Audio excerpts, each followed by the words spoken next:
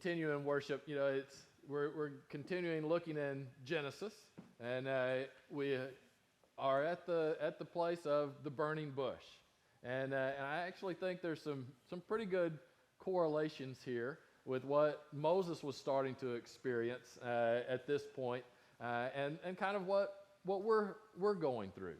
And Tim, can you check that air? It seems to be stuck where it's getting kind of chilly. Yeah, I don't know if maybe the fan was just on because it's just continuing to run. But that's a good thing whenever you can actually get this place cool. Think about that in the summer when we can't get the temperature down. But as I look at the story of Moses, and we started last week and looking at Moses and how God really was starting to prepare him at that point. And now things are really going to change. Moses is now in Midian. He's basically with the family there that he met, and he's taking care of sheep and taking care of goats. And where we see Moses in Exodus chapter 3 is he's in the wilderness. Right? He's taking the goats, and they're going out looking for things to eat, and he encounters something that is truly life-changing. And so I want to read Exodus chapter 3, verses 1 through 15. It says, "Now Moses was tending the flock of Jethro, his father-in-law, the priest of Midian, and he led the flock to the far side of the wilderness and came to Horeb, the mountain of God. There the angel of the Lord appeared to him in flames of fire from within a bush. Moses saw that though the bush was on fire, it did not burn up. So Moses thought, I will go over and see this strange sight, why the bush does not burn up. When the Lord saw that he had gone over to look, God called him from within the bush, Moses, Moses. And Moses said, Here I am. Do not come any closer, God said. Take off your sandals, for the place where you are standing is holy ground. Then he said, I am the God of your father, the God of Abraham, the God of Isaac, the God of Jacob. And at this, Moses hid his face because he was afraid to look at God. The Lord said, I have indeed seen the misery of my people in Egypt. I have heard them crying out because of their slave drivers, and I am concerned about their suffering. So I have come down to rescue them from the hand of the Egyptians and to bring them up out of the land into a good and spacious land, a land flowing with milk and honey, the home of the Canaanites, Hittites, Amorites, Perizzites, Hivites, and Jebusites. And now the cry of the Israelites has reached me. And I have seen the way the Egyptians are oppressing them. So now go, I am sending you to Pharaoh to bring my people, the Israelites, out of Egypt.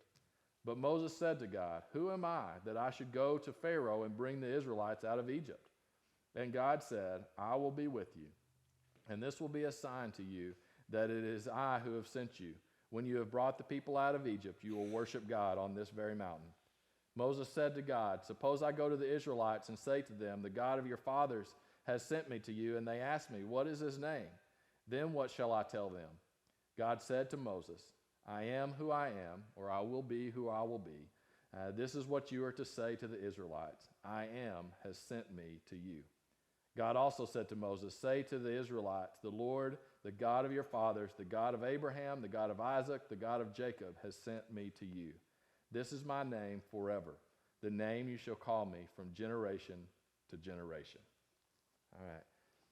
So there's a lot to hit there. There's a lot of really neat things that's happening, and it starts off again. Moses is here in a wilderness.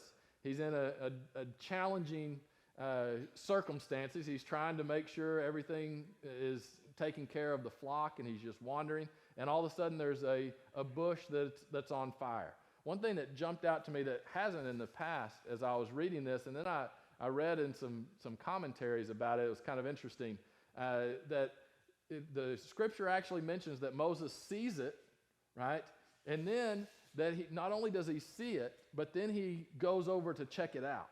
And then God responds by saying, because you saw it, right, then God speaks to him. God didn't speak to him right at first. Moses had to actually go over and check it out. And I started thinking about that a little bit, because if you're in the wilderness and you're responsible for a flock of sheep and you see a bush on fire over there, which that could happen. You could see how that could happen, but it's the wilderness. It's not like you're worried about a big grass fire, right? There's not, that's the problem. That's why you're in this area, is you're looking for grass. You know, you really wouldn't, you could see someone that would see it and then just kind of go along their way. Say, well, I'm going to avoid that area. I don't want my sheep to get too close to the burning bush over there. But Moses noticed something a little bit different about this, right? And he actually took the time to go and to check it out. And that is when God spoke to him. And I started thinking about that, because a lot of times we get so caught up in the busyness of life, in the craziness of life, that we don't pay attention to what God is really doing, right? And sometimes it's not that God isn't speaking. It's not that God isn't trying to reach out to us. It's that we're not paying attention, right? And one of the things that can happen, especially whenever we're in a time like we are right now, is things are going to be chaotic, right? And it's easy just to kind of dismiss everything as, well, that's just the chaos, and I just need to focus on what I need to do, and that's it. But you know what? God works in the midst of the chaos. God works in the midst of the wilderness. But we have to actually go and seek him out, right? And we have to be aware of that. And we don't, it looks different. More than likely, God is not going to speak to you audibly during all of this, but God is going to do some amazing things in the lives of people, right? There's going to be a huge impact that people are going to experience. And my prayer, people are going to reevaluate their lives. That is no doubt. People will reevaluate their lives. And my prayer is maybe they'll pay attention to what God is trying to say to them. And how can we be part of that? And there's not a good answer to that, right? Except that maybe we can be modeling that in our conversations that we talk about. You know, maybe God is wanting us to wake up. Maybe he's wanting our country to wake up, right? Our people, the way that we view things, right? Maybe, and again, please do not hear that God is sending a plague so to get us to wake up, right? That's not it. This is life. Pandemics have happened throughout history. How we respond to them is up to us. And Romans 8:28, for God works for the good of those who love him, right? Even in the midst of craziness, right? God is working. He's there, but we have to pay attention. We can just kind of keep going and not pay attention to the burning bush. That's our choice, right? And that actually is something that Moses took the time to go, you know what, I'm going to go check this out, right? We need to be willing to do that, right? We need to be willing to look for what God is doing in all of the chaos, right? And it is important for us to do that. And as this goes on, it's such an amazing scene, and you know, to think about putting yourself in Moses' sandals, right? that you walk up there and then you realize, oh, this isn't just a bush that's on fire, right? There's something to this, and then you hear the voice of God, right? And I love that where it says you're on holy ground, take off your sandals. You know, he's not on holy ground, right? Technically, it's just the wilderness. But because God is there, it's holy. And where God is, we are on holy ground, right? God is the one who makes things holy, right? And when we recognize that we are in his presence, we know that we are experiencing his holiness, wherever that may be. If things happen to where we can't meet here, you can still be on holy ground in the presence of God, and you can still worship him, and we can still worship him together, right? We don't know, because that doesn't matter. It doesn't matter the place. It doesn't matter the time. It matters that God is present, and God is going to be present. And Moses recognizes that. And so God starts to basically tell Moses, here's what's going to happen, coming up. But it doesn't give him much information, right? He doesn't tell him exactly, but he basically says, okay, I need you to go back to Egypt, and you're going to tell Pharaoh to let all the people go. Oh, that's it? Really? That's all that you want me to do? Right? This is a huge ask. This is going to change Moses' life forever. It's going to impact. In fact, this moment is going to change the history of the world forever. Right? It's going to change everything. Everything is going to change at this moment. And Moses is rightfully concerned about that. And I love what Moses says. He says, who am I? Right? Whenever we find ourselves in life-changing moments, in big moments, it's pretty easy for us to think, who am I? Who am I in all of this? Who am I going to be? How is God going to use me? Right? I think that's something that would be important for all of us. As a few months ago, it may have been a year ago now, that we went through the book of Ecclesiastes. I still love that book, even though it's a tough book. But it reminds us, man, tomorrow is not promised to any of us. It reminds us that, man, there are bad things that happen all the time, and you are not in control of your life. And it is amazing how easy we fall into the trap of thinking, you know what, now I know technically I'm not in control of my life, but man, I think I've got it all together.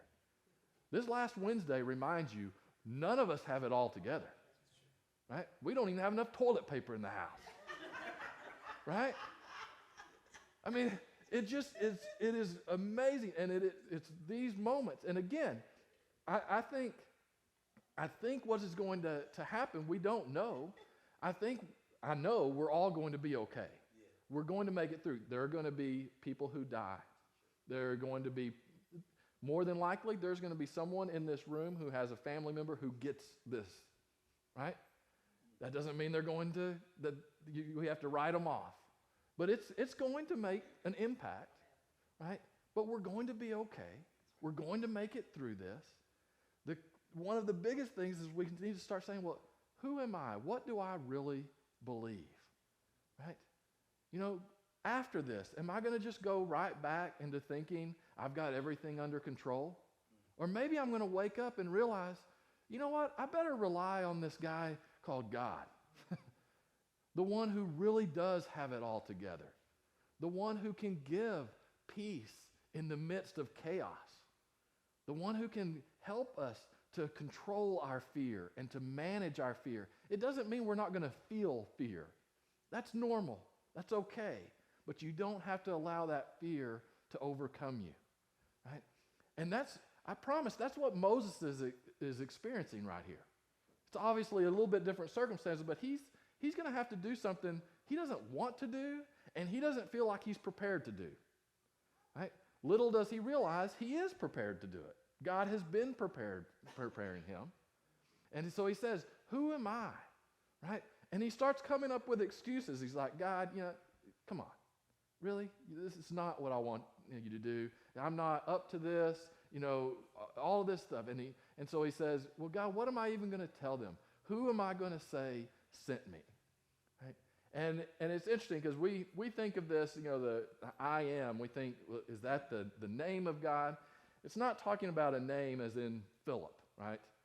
The name that it's talking about is it's trying to describe the essence of who that person is, right? That's what a name was. A name was more than just an identification label.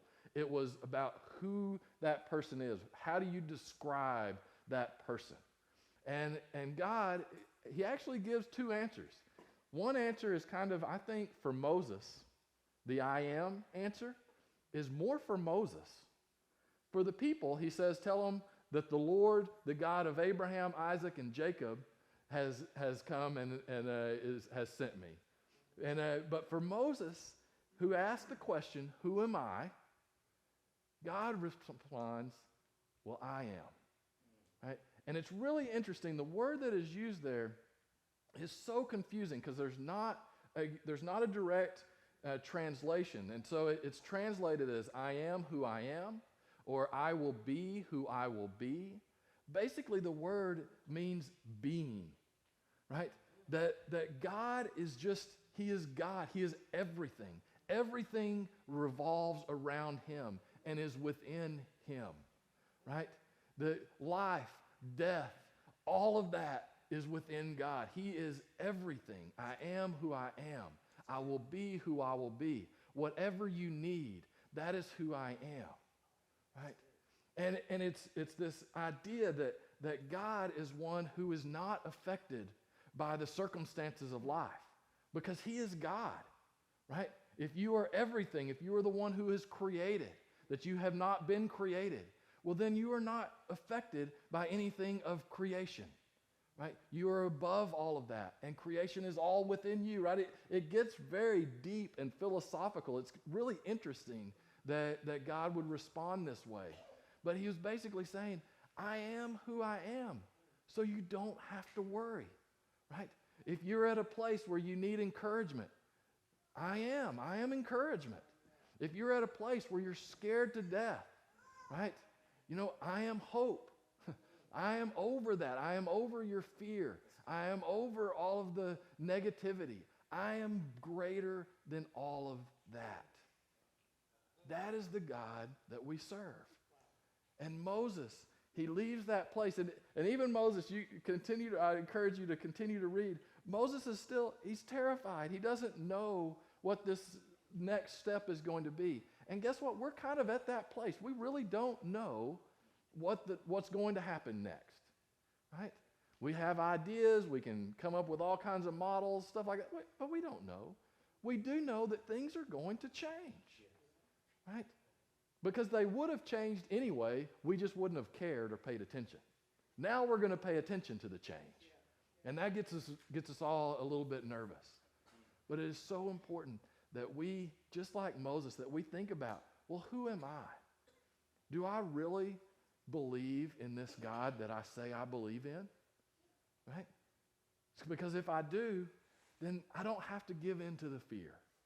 You know what? I can still see the light at the end of the tunnel. Right? I can focus on that. We need to reevaluate. We need to reevaluate what our priorities are. Are our priorities truly the one that's speaking to us through the burning bush? And that we recognize that he is the great I am, and that everything else is secondary, right? That changes the way you live your life.